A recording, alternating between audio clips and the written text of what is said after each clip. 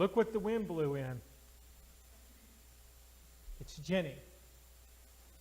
She's been out in and out of Forrest's life quite a few times, and well, guess what? She just showed up. Forrest does not care why. He was just happy she's back, and for a time, things were good. But that pesky wind just keeps blowing, and as suddenly she arrives, she'll leave. The issue is, while Forrest is the one who is known for running fast, he's not the only one that's running. Jenny is running from childhood abuse. She's running from many abusive relationships. She's running from a life of dealing with drug and alcohol addiction, a life using her body to get what she wants. And as bad as that sounds, give her credit. When everything started to fall apart for her, she knew exactly where to run.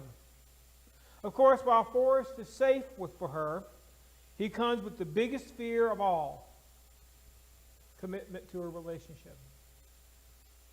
As long as it was all casual, well, Jenny was fine. The second it became committal, it's time to blow. It's time to go somewhere else. If Forrest understands love, well, that makes him the smartest man alive, because I'll be honest with you, I don't understand it. I mean, love is a complicated thing, but he says he knows exactly what love is. And of course, the issue is that Jenny doesn't know what love is, right? I mean, to her, love is physical, and following that scene, I did not show you the scene afterwards. She shows Forrest that she does love him, and the only way that she's capable of understanding love. She, immediately after the fact, packs her bags and she leaves. For her, love is something that is not given, but something that is taken or even stolen. And well, I guess we'll just have to wait to see how it all works out for Forrest and Jenny.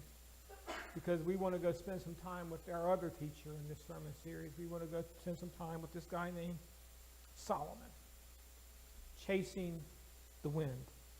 And Solomon's not a happy man. He's just not. And that's ironic because he is living the dream life. He's got money and power. He's a king. He has God-granted wisdom, and yet he calls everything in his life meaningless. And you're probably thinking, Barry, you've given the exact same introduction for every single sermon in this series. Yeah, I have. Because I need to remind you, this is who Solomon is, because many of the things that Solomon has is exactly what we want. It's what we're chasing in our life. And we think that once we get it, life is going to be perfect. Once I find that pleasure spot, hey, for the Philadelphia Eagles and the Kansas City Chiefs, you're thinking tonight if my team wins the Super Bowl, all of it's going to be perfect with the world. It will be. Until August, because guess what happens in August? A new season starts, and so you're back making the same quest all over again, right? And next year at the end of the season, if your team don't win, then it's good that you won. So what I'm telling you is it just all keeps going in a cycle. Because we all are looking for what Solomon has yet to find. Purpose. Why am I here? What's the purpose of all of this? I mean, I get up every Sunday morning and I come here, and I'm usually here somewhere around 8 o'clock, and I check out of here somewhere around noon on Sunday afternoon, and I realize y'all are somewhere in between that as far as what time. But why on earth do I keep doing this? What is the big purpose behind life? So Solomon has gone on a quest, and he tried pleasure. That's where he started. Not surprising. That's a great place to start. But eventually he grew bored with pleasure, and so he decided, thinking, that's got to be it, right? Use my mind. Understanding of human thought. And after he did all of that, that about drove him crazy because people are very complicated people, and he didn't understand them. So then he turned his attention to work. Work, work, work, work, work. He did all of these projects and all of these things. He didn't have to do any of this because the man was already loaded. He was not working for money. He was trying to work for purpose. And well, last week we found out that didn't get him what he wants, so he goes looking again. We're going to be in Ecclesiastes chapter 4, verses 13 through 16, and this is what it says. Better a poor but wise youth than an old but foolish king who no longer knows how to heed a warning. The youth may have come from prison or kingship, or may have even been born in poverty within his kingdom. I saw that all who lived and walked under the sun followed the youth, the king's successor. There was no end to all the people who were before them, but those who came later were not pleased with the successor. This too is meaningless and chasing after the wind. So I read those, and the first question I have to ask is, what's Solomon looking for now? What's next on his list?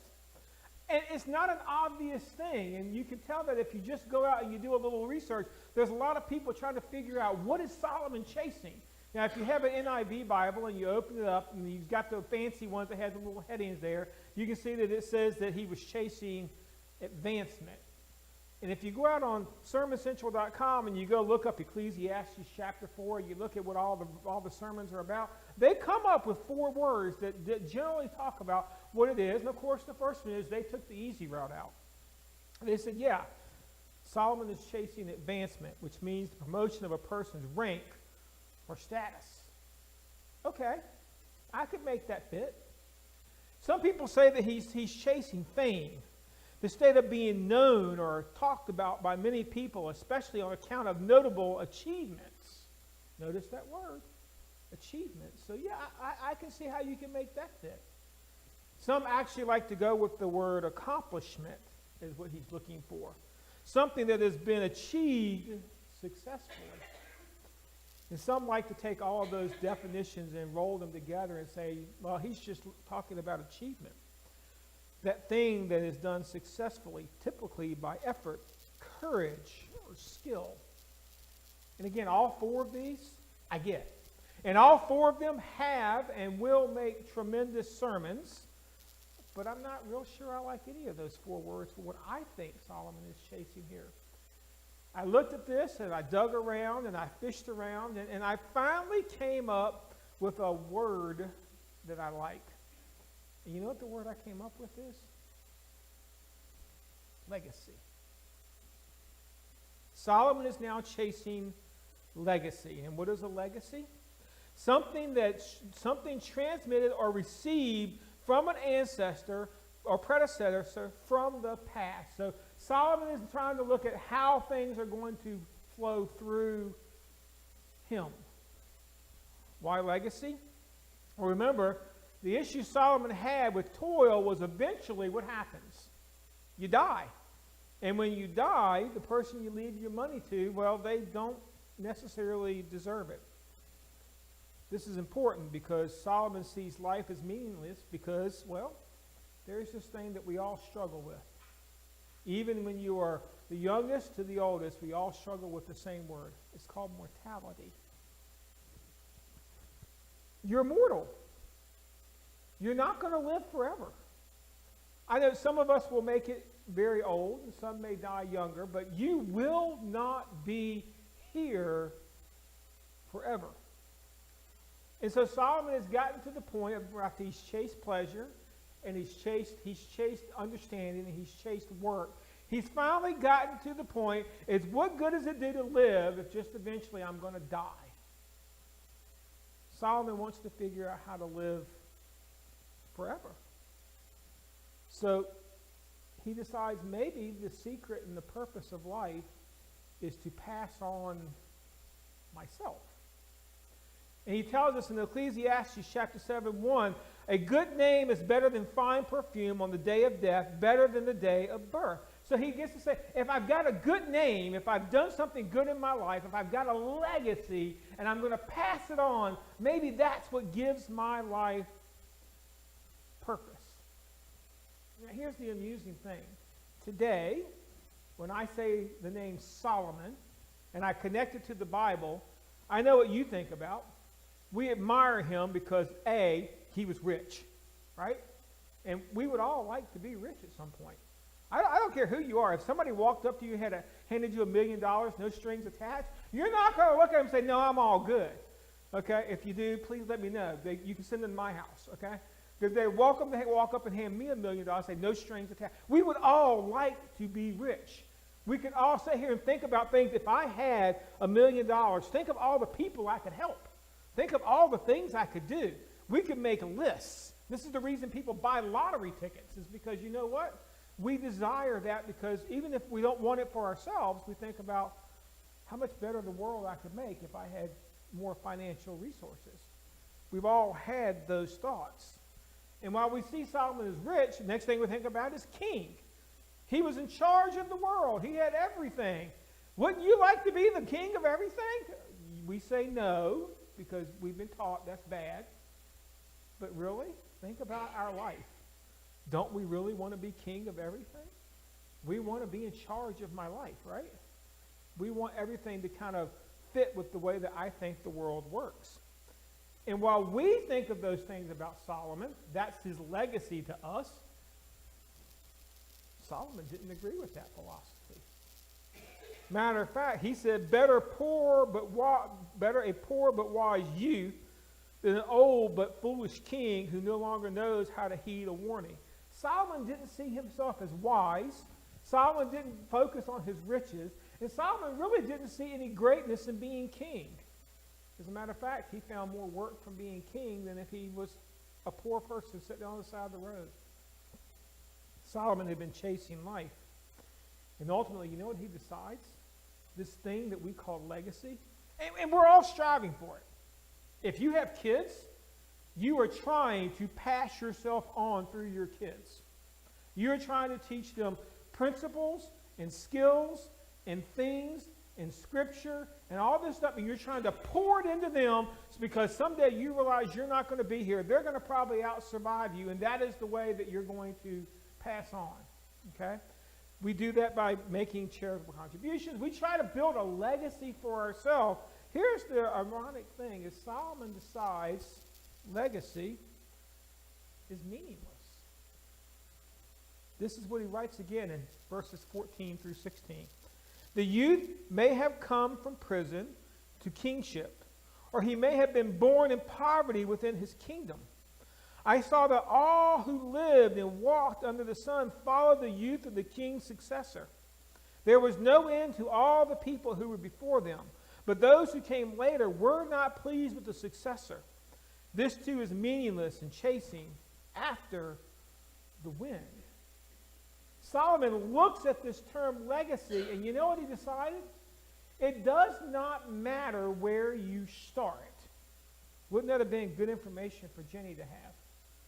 How you started your life, let me break it on a faith level here. How you came to Christ is not important.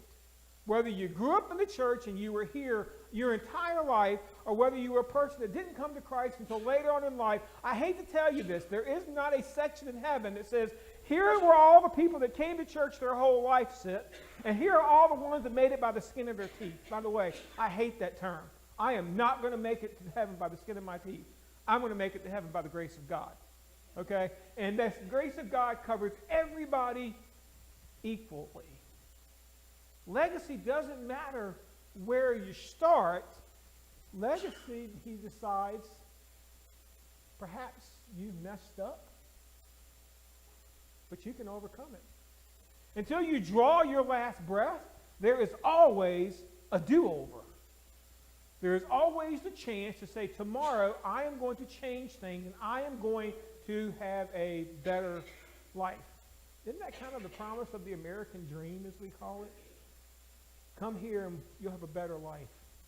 He decides even if you were in prison, you can still rise to kingship. Well, that's good to know. I've never been in prison, but if a prisoner can make it that far, then, boy, the sky's the limit for me, right? But he decides it doesn't matter whether you are a prisoner or not. He even says even if you start out poor under one king, you can still build yourself a legacy. So this idea of being king meant absolutely, positively nothing to him. But as he continues to pull apart this idea of legacy, he then begins where he always ends up. It's temporary. I saw that all who lived and walked under the sun followed the youth and the king's successor. There was no end to all the peoples who were before him. But those who came later were not pleased with the successor. This too is meaningless and chasing after the wind. Do you know who the most popular person on a losing football team is? The backup quarterback. Because if your team is losing, then it's got to be the quarterback's fault, right? So if they would just fix the quarterback, so put the backup quarterback in, and all will be good with the world. The person that's always sitting there doing nothing is the person that we always want to focus our life on, right? At the end of the NFL season, you know what always happens? They keep the players and fire the coaches. And they go out and they hire new coaches because they're like, well, that's got to be the problem because their legacy isn't there. Because there's always got to be something better. And so Solomon begins to look at this idea. It doesn't matter what you've done in the past because eventually it's all going to be temporary. You see, all things new are exciting. When you're the new kid on the block, when you're the new person, then you're exciting. Okay? You see this in churches. When they get a new pastor, usually they get a little bump because he's new, he's shiny, he's fresh out the box, he's different. Okay, this is the good thing. I'm different 11 years later. You're still wondering what's he going to do next. I try to keep you a little off balance sometimes. We love it when we get new clothes to wear. Usually when you go out and buy a new outfit, do you go out and buy the new outfit and then hang it in the closet and say, I'll wear that in a few weeks? No, it's the first thing you wear because it's new clothes. When your kids get new toys, they quickly become the new favorite toy, don't they? That thing that they were enthralled with before, well, that kind of goes on the back. It becomes like Woody pushed off the thing, and Buzz is now right in the middle of the bed, and you get it, right? It's the new toy. Adults always seem to love their new jobs. Yeah, but after you've been there a few years, that new job just ain't so new anymore, and it's a lot like the old job you used to have, isn't it? Yeah. And while the new relationships, they're always awesome, till you've been in those for a few years, and you find out that those relationships are a lot like the ones you had before, and guess what? They ain't so new anymore. Newness seems to bring out optimism. But this time, things are going to be different. This is why advertisers love to promote things as new and improved, right? It's new. It's different. Try it again. Even though the box still says Tide, it's new and improved Tide. So come and try it again. Well, maybe all they changed was the color on the box. They didn't really change what was on the inside. You see, they're trying to build for themselves a legacy of newness. And Solomon realizes that, you know what? People are fickly. Now, before you correct me, I looked it up. Did you know fickle is not a word? I spelled fickle in my original one, and it kept coming back and telling me that that was not spelled correctly, and so I had to go look it up. And actually, the correct term is people are fickly. And I like that. Generations change legacy, don't they? Ponder this for a second. Are people really remembered the same way all the way through history? We see it today. People that were once considered great are now considered outcasts. We have holidays named for people that we no longer want to celebrate. Well, we named a holiday for them because we considered them great people because of their accomplishments and achievements.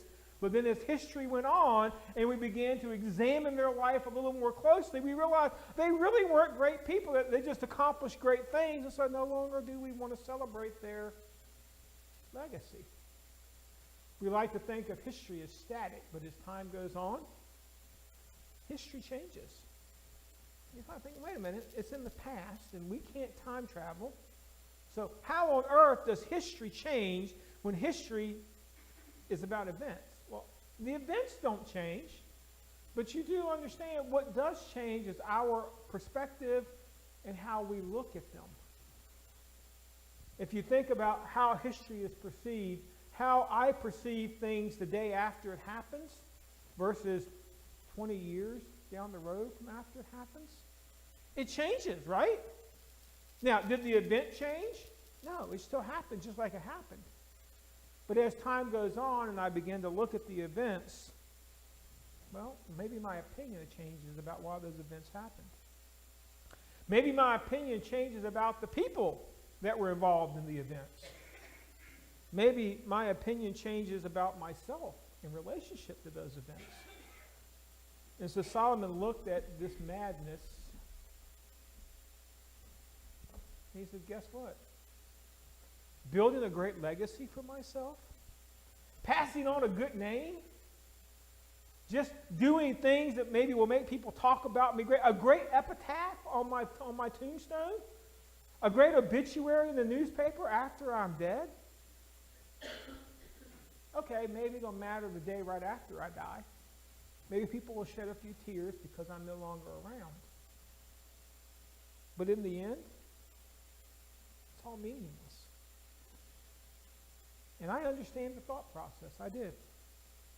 You work your entire life building a good name, but then reality comes and, well, those that really never knew you will eventually decide your legacy, won't they? I mean, today I have two sons, Benjamin and Caleb, and maybe someday, this scares me a little bit, they'll have kids. And maybe I'll have a relationship with those kids, right? Because maybe it'll happen before I'm no longer on this planet. But eventually, those kids will have kids. And odds are I probably won't be around for those, okay, at least not for much of their life. And eventually, those kids will have kids. And so on down the road. And eventually, who I will be nothing more than a bunch of stories told by people that handed it down for multiple generations. And maybe, if I'm lucky, a picture in a picture book. That's who I'll become. You're probably thinking, Barry, that's depressing. Welcome to Solomon's world. That's when you begin looking for purpose and how I'm just going to be remembered. It all becomes meaningless because eventually, believe it or not, you probably won't be remembered at all. A few hundred years down the road, if Jesus doesn't come back before then, and there are multiple generations of Creases that maybe all trace themselves back up to me. Isn't that scary? There could be multiple generations of me.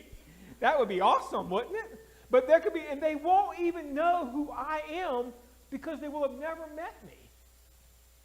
And the stories will begin to fade. And so my legacy is going to be all about what? Maybe one or two generations?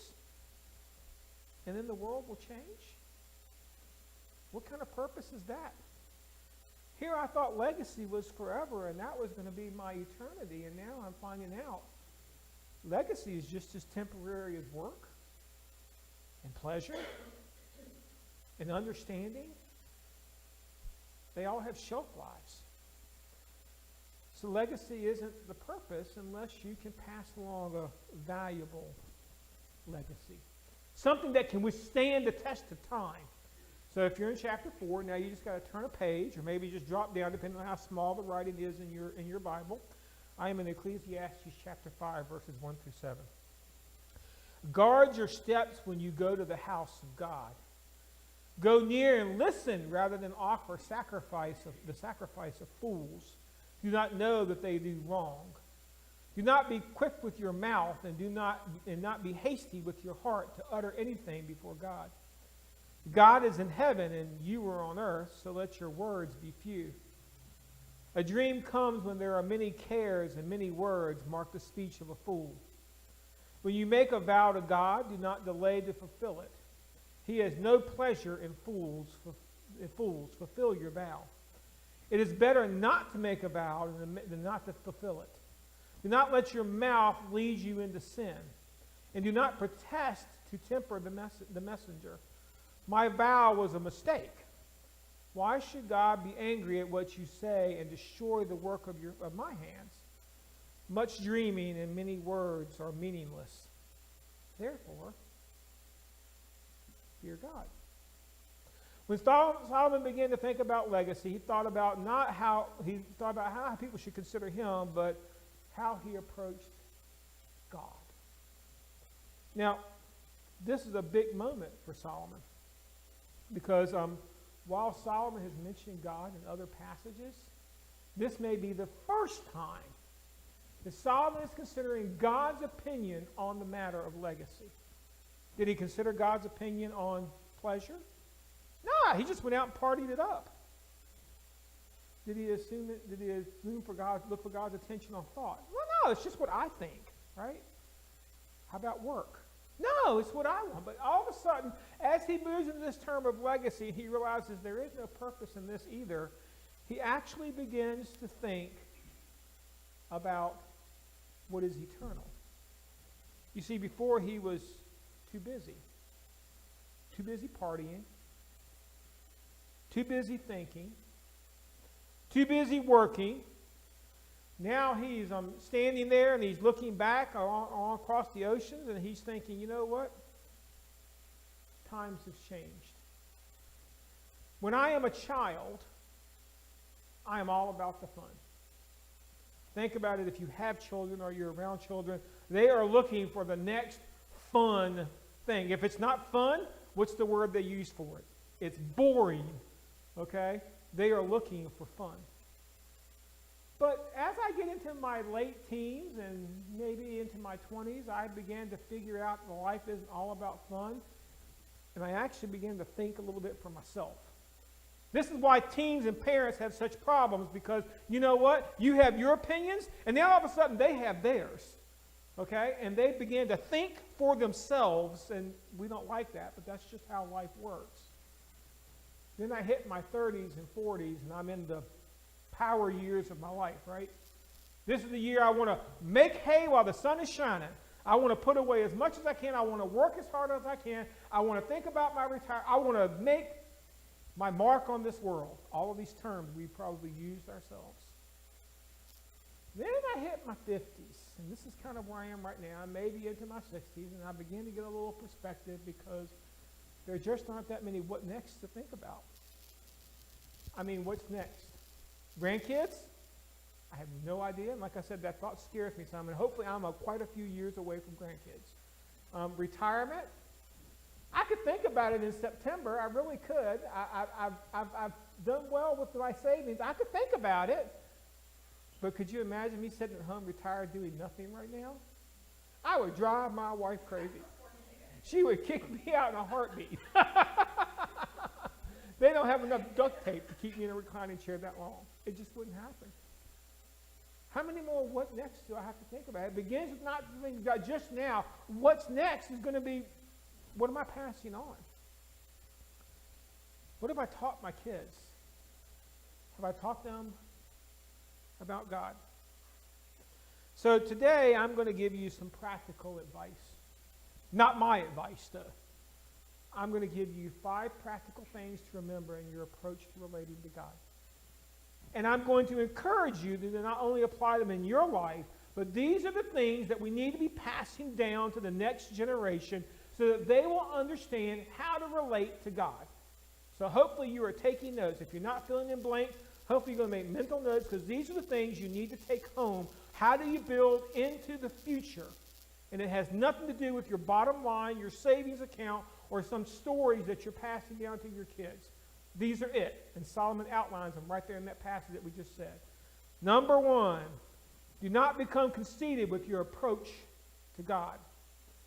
Solomon starts out, he says, guard your steps when you go to the house of God. Watch where you're walking. Guard your approach to life. Life is not a 4-lane highway where you pick wherever you want to go. We are supposed to be showing our kids that it is what? A narrow path that leads to God. A few that are find it. And we are to guard that path and make sure that path stays clear. Make sure the road is plowed, the bumps are out of it, and that it leads toward God, and we are to guard it with our life. You know, we are living in a world where the next generation is going to have a hard time finding God. Much harder than they had back in the 50s and 60s. A lot harder than I had it in the 80s and 90s. They're going to really have to search for God. Folks, as the church of today, we better make sure we keep the road open and the path clear, because it's going to be very difficult for them to find it, especially if we let the weeds overgrow it and we allow it to take to the point where nobody can see it. It's our responsibility. It is our legacy to pass on to them. A paved path that they can find to God. It says that worship is not about the actions you take, but the decisions you make.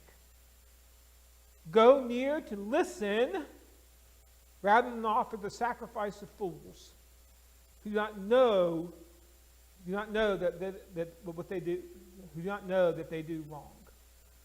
I love this passage.